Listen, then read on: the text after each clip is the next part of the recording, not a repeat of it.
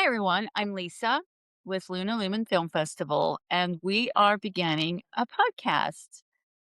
And it's called Freeze Frame Moment, and where we're going to discuss about films, of course, but in close, we're going to talk about our most memorable freeze frame moment. I think everybody, if you're not even a filmmaker, has a freeze frame moment. And I really loved having that title for the podcast. So today we have Don Cunningham, and I actually met Don Cunningham as he entered the festival last year. The moment that I saw his nostalgic film with Super 8, right, Don?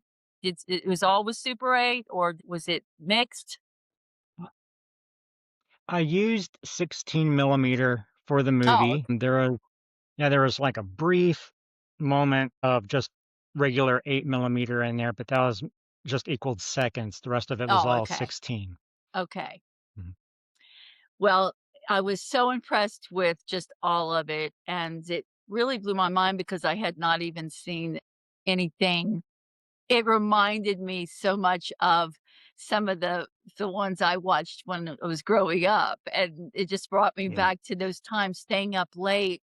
We had this movie night on weekends where my neighbor would come over and we'd watch all these horror films, and that's what it reminded Mhm. me of, and, but anyway, Don, thank you for being with us tonight. I appreciate your time and your expertise on what we wanna talk about tonight because it was Don's film that made me, for this 2026, begin the category of nostalgic because I just feel like that a lot of people are wanting to see this kind of film, but I still think it's kind of new. Don't you agree, Don, to where to involve it in a festival the way I wanna do it? Yeah, it's very, I won't say it's new, but there's a resurgence coming along Right. using film, especially the small formats, like you said. It's there's really not an outlet for this specific type of category that you've created. It's hard to get in. A lot of juries or judges may not understand why the filmmaker's choosing to use small gauge like Super Right. 8 or 16 millimeter. Why not just shoot digital? Well, like you said, it kind of reminded you, it brought back those memories of watching those movies. And Right. that's kind of the reason why I shot it on film is I grew up watching those movies too, and Right. not necessarily trying to copy that look, but pay respect and to those filmmakers, and it just happened to have the same look. So it was happy accident. Yeah, you did such a good job, really. I mean, with all of it. I mean, you really showed your directing ability and your acting ability as well. I mean, because you just did so it was phenomenal. I was just really blown away by it completely because it was so well done. So your film, I smiled a lot in the remembrance and then, the Hmm. werewolf thing, all of that, it just was so incredibly done well. And that had to be not the easiest thing, because you were really great directing the facial expressions and everything. Yeah, it was shot over a period of 6 years. From film's That's not cheap. amazing. I didn't realize that. Mhm. So from the onset, I had shot a little bit of test footage with Jay Pennington, the actor, just on location just to see how it was because I had never worked with this format before. Just a regular Super 8 camera, but 16 was new to me, so I wanted to kind of try it out, see how it looked. In Texas sun, that's really brutal too. There's all this natural light. How can I work with it? Right. So I would probably shoot over that period of time, maybe if I was lucky, 4 minutes a year to maybe, Oh, yeah, just, but, yeah. but I that's a lot of footage. That's edited footage. yeah. So I was learning on the fly as I was going along. So experimenting, learning from my mistakes, which they're are some in there because waste not, want not. Yeah, absolutely. I get it. But, you know, those kind of become the art of the whole film to me. You know, I'm Mhm. very much about the flaws and the imperfections is art, you know? Right. And, but probably I wouldn't of course you're gonna notice those more than people watching, you're gonna say, "Oh, I should have done this," or didn't do this," or whatever, but I think you kind of expect it in a film of that nature. And shooting silent, you had mentioned the facial expressions. Early on, I had to get the actors comfortable with pretty much doing stage acting because I studied theater. So, I mean, Elizabeth, she is perfect on stage. She has that experience. Jay, I worked with him, be more menacing. Don't be afraid to overdo it. I'll tell you to back down. Yeah, But he was it's like that, just great. go overboard with it. And because you're He was telling your your expressions are the dialogue in the movie. you cast it perfectly. Thank you. Yeah, I think everybody was casted perfectly in it. Now so I know that as a filmmaker, there's always the typical questions that people ask about filmmaking, but when was other than just loving film and collectic with it and older film particularly, when was your, like, aha moment with that? Like, "I like this, I wanna do something with this," even if it's just hobby in the Mhm. hobby-like form that's kind of in the beginning, because sometimes that's how it starts, you know? Right. When was that for you? I think I remember it was the middle of sixth grade. Um, Wow. I watched a lot of American movie classics back when they would actually show the classics, and I was already in love with the gothic horror movies like Peter Cushing and the Universal movies. Right. Um, and then it was always the talks before and after the movie where they give a little bit of details on it, and they were talking about set design and makeup artists, and I was like, wow, I can actually, I can't be a mad scientist, but let me, pretend to be one and act. Yeah. And from that moment on, I wanted to make movies. That's Just young too. Yeah, so yeah, yeah, it is. That's the best thing I think about movies is that it's such a pretend world, you know? And of course, a lot of times we want to write about real things. And, I'm a fiction writer. I'm a historical fiction writer. So I'll take something that really happened and then I weave fiction around it. But yeah, I think it hit me pretty young too, in the same way as, my head was just always like, in the dream mm, world in a lot of ways about things to do and to create, and I kind of fell into it later, knowing I really wanted to seriously do it later. But so yeah, sixth grade is kind of so when did you first start dabbling with the camera?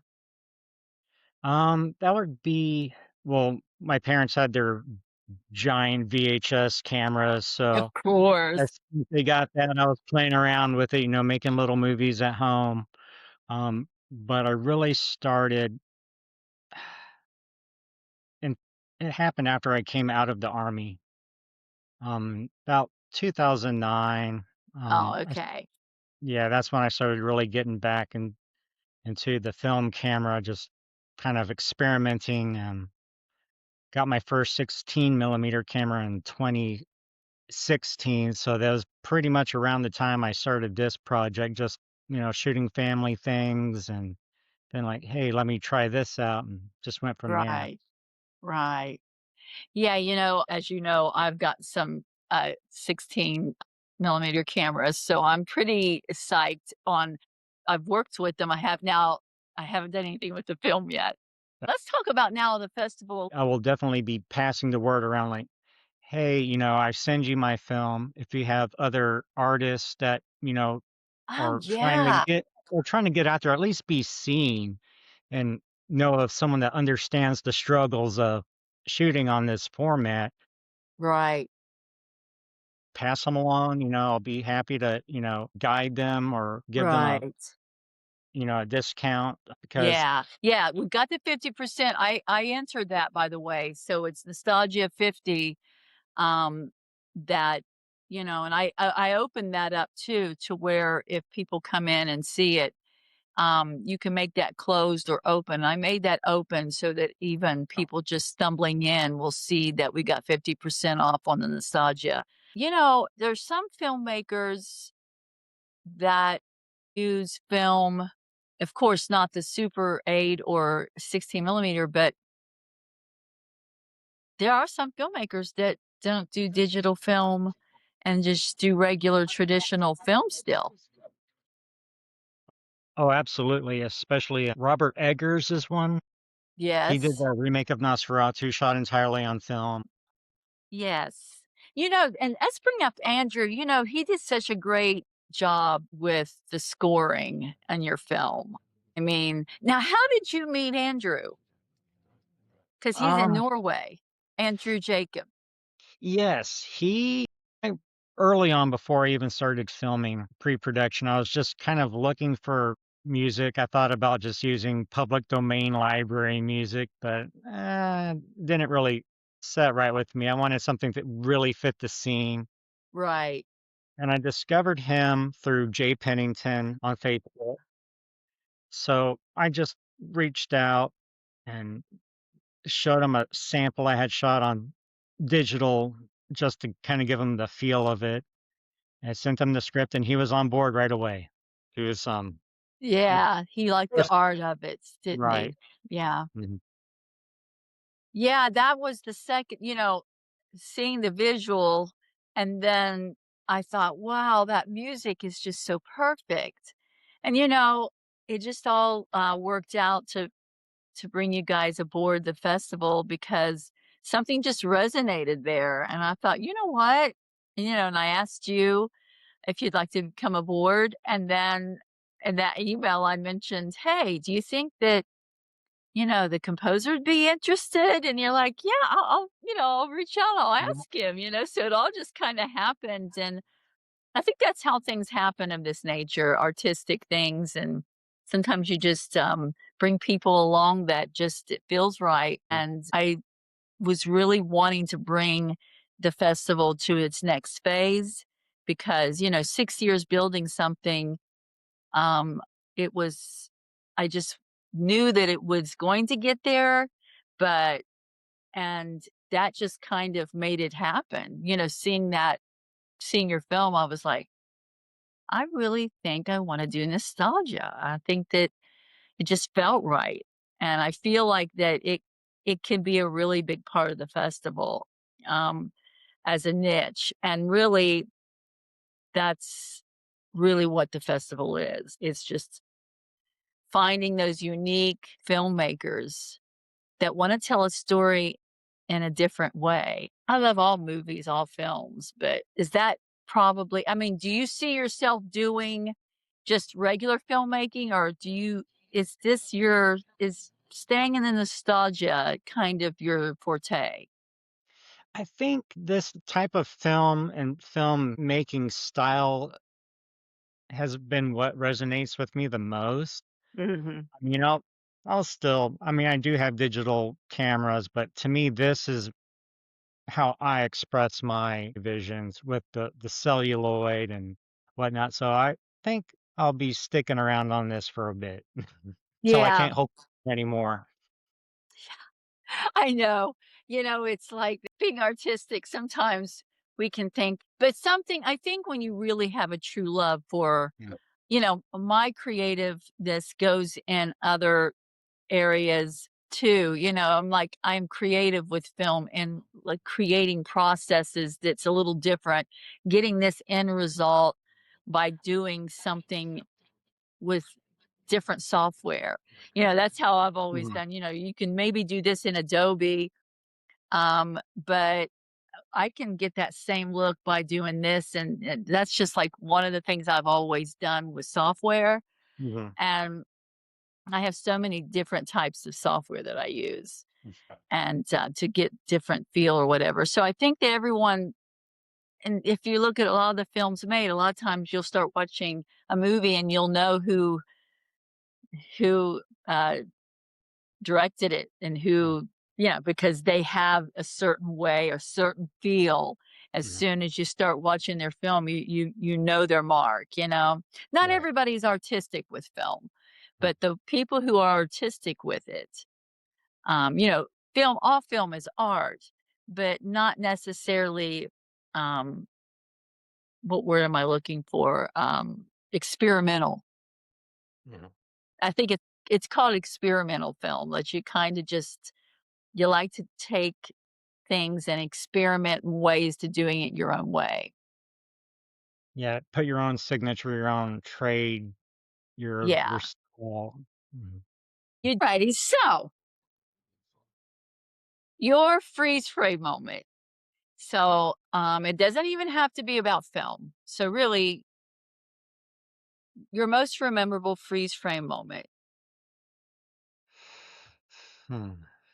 And can you explain freeze frame to me one more time Freeze as to freeze frame moment is something that, um, when I have a memorable moments, I have a visual that freezes, that makes me think about it.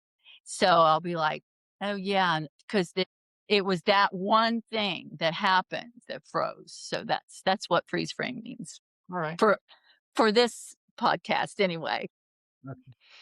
So my freeze frame moment would be watching the movie that started it all for me. 1964 movie, The Evil of Frankenstein with Peter Cushing.